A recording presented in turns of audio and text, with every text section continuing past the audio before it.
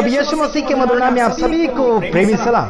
मैं आशा करता हूं कि आप खुशी मंगल में होंगे और कई दिनों के बाद आपके सामने और आ चुके हैं प्रभु का प्यार बांटने के लिए और प्रभु का अनुग्रह आपके सामने लेकर आ रहे हैं। अब मैं आशा करता हूं कि आप बड़े खुश होंगे और प्रभु के अनुग्रह में बढ़ रहे हैं और साथ ही साथ आप लोग हमें आगे बढ़ने में मदद करते हैं और आगे गवाही करते हैं और क्या बोलना चाहिए क्या नहीं बोलना चाहिए आप लगातार हमें वचन भेजते हैं और आप हमें सपोर्ट कर रहे हैं हर बातों में। आप सभी का हम धन्यवादी हैं और काफी रिपोर्ट मेरे पास आता है कहाँ क्या हो रहा है कहाँ क्या नहीं हो रहा है, ये सारी बातें मेरे पास आती है और आप सभी का मैं धन्यवादी हूं जो आप सारी रिपोर्ट को मेरे तक पहुंचा रहे हैं और कर भी रहे हैं आप प्रभु का काम। आप सबका धन्यवाद है। तो आइए हम देख लेते हैं आपका और मेरा संबंध मुर्दों के साथ होना चाहिए या नहीं होना चाहिए। बीते हुए दिनों में मैंने डांटा और बड़े बड़े सेवक सेविका को धमकाया मैंने और उनकी आंखें मैंने खोल दी। प्रभु यीशु मसीह जब इंसान के जीवन में आता है तो आंखें खोलता है, अंधापन दूर कर देता है और अंधापन दूर करने के लिए वो अपने सेवकों को प्रभु यीशु मसीह इस्तेमाल करते हैं और कर रहे हैं। तो आइए देख लेते हैं दूसरा कुरिन्थियों उसका 6 अध्याय उसका 16 वचन हम देखेंगे मेरे भाइयों और बहनों। और मूर्तों के साथ परमेश्वर के मंदिर का क्या संबंध है ना। मूर्तों मतलब मूर्तियां, परमेश्वर के मंदिर का उससे क्या रिश्ता। चाहे आपके ईश्वर की मूर्ति हो या किसी इंसान की मूर्ति हो, मूर्ति मतलब मुर्दा, उससे क्या रिश्ता हम आगे देखते हैं। क्योंकि हम तो जीवते परमेश्वर का मंदिर है। जैसा परमेश्वर ने कहा है कि मैं उनमें बसूंगा और उनमें चला फिरा करूंगा और मैं उनका परमेश्वर हूंगा और वे मेरे लोग होंगे। Hallelujah, praise the Lord. आपके और मेरे अंदर परमेश्वर चलता है, फिरता है, साथ में होता है, बल्कि एक जगह परमेश्वर बैठने वालों में से नहीं है। जो गूंगे और बहरे और मुर्दे और चालू यानी कि जिसमें कोई जानी नहीं है वो एक जगह रहता है और आपका और मेरा रिश्ता उससे बिल्कुल नहीं है। आज संसार भर में देखा जाए तो लाखों में हजारों में है ना मूर्तियां बना दी जा रही है, चाहे कोई भी बना रहे। मैं उनके खिलाफ में बोल रहा हूं, ये वचन के साथ बातचीत कर रहा हूं, है ना मेरे भाइयों और बहनों। परमेश्वर ने अलाउ नहीं किया कि आप उससे रिश्ता जोड़े या फिर उससे संबंधित बातें कुछ आप अपने लिए लागू करें, बिल्कुल नहीं है। बल्कि आज मैं आपको कहना चाहता हूं, अगर परमेश्वर आपके साथ है तो क्रूस क्यों बना रहे, फोटोस यीशु मसीह का नकली क्यों बना रहे और अन्य देवी देवताओं का जो लोग बना रहे हैं, यानी कि अच्छे दामों में उनकी बिक्री हो रही है, यानी कि व्यापार पना हो रहा है। संसार भर में जो कोई भी मूर्ति घड़ रहा है और बेच रहा है और ले रहा है, इन सभी की मौत ऐसे हो जाएगी जिसका कोई आता पता नहीं रहेगा। क्योंकि जिसके साथ परमेश्वर नहीं है वो क्या है, एक लावारिस के समान है। जिसका कोई दोस्त ना हो वो निराशा के साथ जीवन को जीता है। बल्कि यहां पर लिखा गया कि मैं तुम्हारे साथ होऊंगा, रहूंगा, है ना। हमें जीवते परमेश्वर का मंदिर आप और मैं है, तो परमेश्वर क्या आपको और मुझे खाली छोड़ेगा क्या? अगर आप देखा जाए कि कोई भी मंदिर में अगर मूर्ति ना हो तो उसे मंदिर कहने में नहीं आता। खाली कहने में आता, केवल खाली मंदिर कहा जाता है उसे, और जिसके अंदर मूर्ति होती है उसे मंदिर कहा जाता है, और उसके अंदर मूर्ति किसकी रखी गई है उसके नाम से वो मंदिर जाना जाता है। उसी प्रकार से आपके और मेरे अंदर अगर मसीह यीशु है तो आप मसीह यीशु के नाम से जाने जाएंगे, और आपकी पहचान मसीह यीशु के नाम के साथ होगी। लोग आपको पहचानेंगे मसीह यीशु के नाम से। जैसे कि आप मुझे देख सकते हैं, मेरी पहचान लोगों में किस नाम से है? यीशु मसीह के नाम से है। अब मेरे अंदर यीशु मसीह है तो यीशु मसीह के नाम में मेरी पहचान होती है। समझ में आ रहा है कि नहीं आ रहा? जिसके अंदर जो भी कोई ईश्वर हो उसके नाम से उसे जाना जाता है, वैसा ही उसका व्यवहार होगा जिसको वो मानता हो। हाँ जी, आपके और मेरे अंदर अगर यीशु बैठा है, परमेश्वर बैठा है, तो आप उसके गुणों को प्रकट करना चाहेंगे।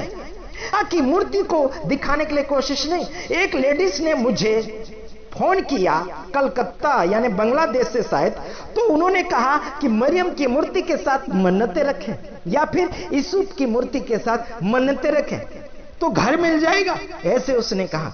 मैंने कहा मुझे घर भी नहीं चाहिए और ना ही कोई दौलत चाहिए। हम मन्नतें रखने वालों में से नहीं है, जो कहते हैं सीधा कहते हैं, देना है तो दे दे, नहीं तो छुट्टी बात। ठीक है, हम लोगों से भी यही बोलते हैं और ईश्वर को भी यही बोलते हैं। हम उसके लिए नहीं जी रहे हैं। समझ आ रहा कि नहीं आ रहा? हम उस चीजों के लिए नहीं जी रहे, बल्कि हम मसीह यीशु के लिए जीते हैं, और उन लोगों के लिए जीते हैं जो परमेश्वर के नाम की महिमा में आगे बढ़ रहे हैं। उनको हम और ज्यादा जिंदा करना चाहते हैं और उन्हें आत्मिक रीति से बढ़ाने की हमारी भावनाएं बढ़ती हैं। जैसे कि लोग हमें देखते हैं और लाइक करते हैं और शेयर करते हैं, यूट्यूब भी हमें आगे बढ़ने में सक्सेसफुल करवा रहा है। धन्यवाद आप सभी का। हाँ जी, आगे पढ़ रहा हूं। और उनमें चला फिरा करूंगा और मैं उनका परमेश्वर होऊंगा और वे मेरे लोग होंगे। देखो, आपके और मेरे अंदर वो चला फिरा करेगा। आपका और मेरा परमेश्वर अगर आपके और मेरे अंदर चल रहा है, फिर रहा है, तो आपको बीमारी नहीं होगी, आप हताश नहीं होंगे, आप निराश नहीं होंगे, आप मजबूती महसूस करोगे। जैसे कि हॉस्पिटल में अगर सलाई बोतल लगाया जाता है तो नसों नसों में वो दवाई जाती है और बीमारियां दूर चले जाती है। समझ में आया कि नहीं? उसी प्रकार से आपका और मेरा परमेश्वर एक एक नसों नसों में है, आपके रोगों में, आपके विचारों में है, तो आपको बीमारी का कोई सोचने की बात ही नहीं आती और ना ही आप बीमार हैं करके बोलने की जरूरत है। समझ में आता हो तो जरूर आप आगे बढ़िए और लाइक करिए।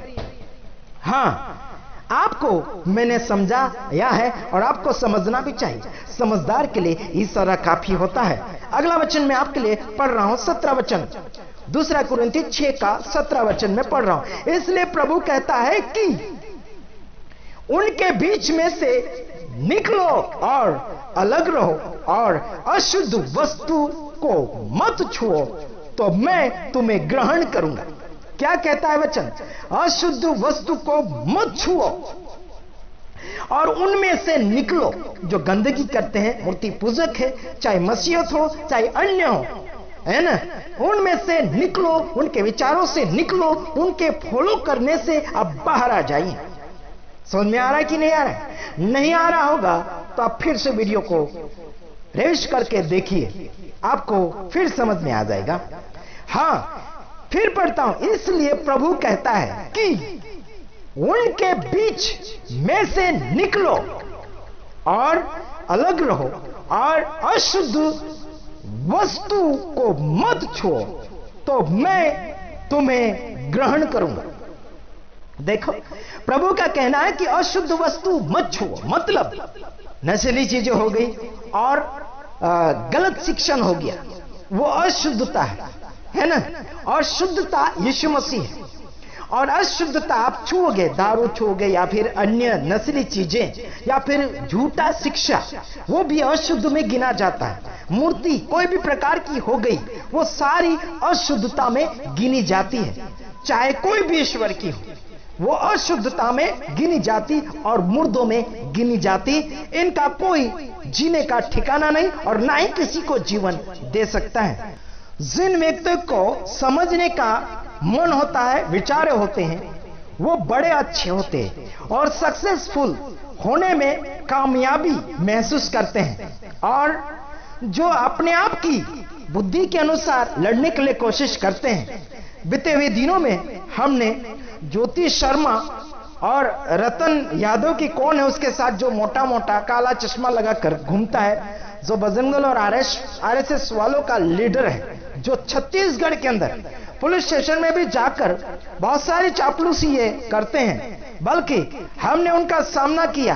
कुछ दिनों तक वो शांत है और मेरे हर वीडियो वो देखते हैं और उनकी हिम्मत नहीं होती कि वो मुझे कॉल कर ले, क्योंकि इनकी अशुद्धता जब मैं पकड़ लेता हूं तो किसी की मजाल नहीं कि वो हमारा सामना कर सके, चाहे वो सरकार हो जाए या कोई दल हो जाए। लेकिन बाइबल के अनुसार अगर बता दिया और उनके धार्मिक किताबों के अनुसार अगर ढूंढ के बता दें तो हार जाएंगे, क्योंकि मूर्तियां यानी कोई भी धर्म का भेदभाव करने के लिए शास्त्र नियम कोई भी शास्त्र नहीं सिखाता, बल्कि प्यार और मोहब्बत ही सिखाता है। ध्यान दीजिएगा मेरे भाइयों बहनों, सुनिए अगला वचन आपके सामने फरमाना चाहता हूं। 18 वचन, दूसरा कुरिन्थियों उसका 6 का 18 वचन पढ़ रहा हूं, उसमें आपको समझदारी मिलेगी। उससे पहले हमने देखा कि अशुद्धता में नहीं जाना और गलत शिक्षा में नहीं जाना, यह भी अशुद्धता में गिना जाता है। और मूर्तियां कोई भी प्रकार की हो गई, वो ईश्वर के जगह अगर मानते हैं तो वो गलत है, चाहे बड़े धार्मिक गुरु हो गए या छोटे धार्मिक गुरु हो गए, सब लोग मुर्दे हैं और ये अंधे गुरु हैं और दूसरे लोगों को भी अंधापन में लेते चले जाएंगे। इसलिए आपको चाहिए कि आपकी आंखें खोलना चाहिए। हाँ 18 वचन, हाँ देख लेते हैं। और तुम्हारा पिता हूंगा, परमेश्वर बोलता है कि आपका पिता भी बनेगा। कब बनेगा? सच्चाई को पकड़ेंगे तब और अशुद्धता को छोड़ेंगे तब। और तुम मेरे बेटे और बेटियां होंगे।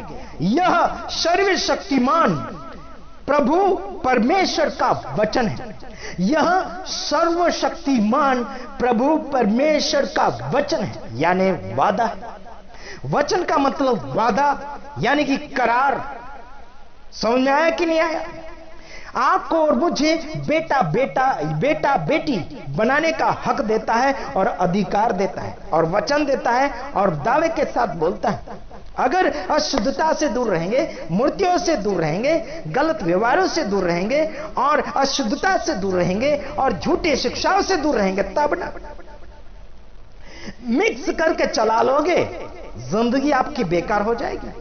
और ऐसे अगर करोगे तो आपका पर्दाफाश करने के लिए आशीष राजकुमार गुजरात की धरती में बैठा है।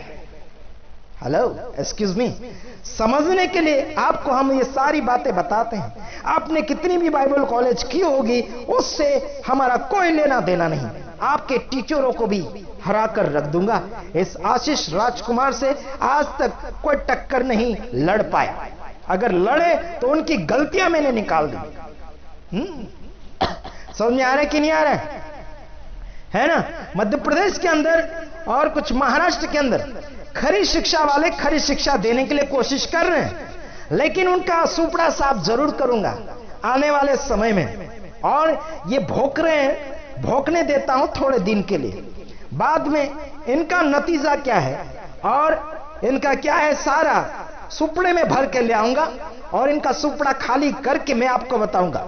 और आइए, सर्वशक्तिमान के अंदर है आप, आपका सर्वशक्तिमान परमेश्वर है। सारी शक्ति का मालिक अगर आपके साथ है तो दूसरी शक्ति क्या आपके साथ क्या कर सकती? किसकी मजाल है जो आपको हरा सके? आइए देख लेते हैं।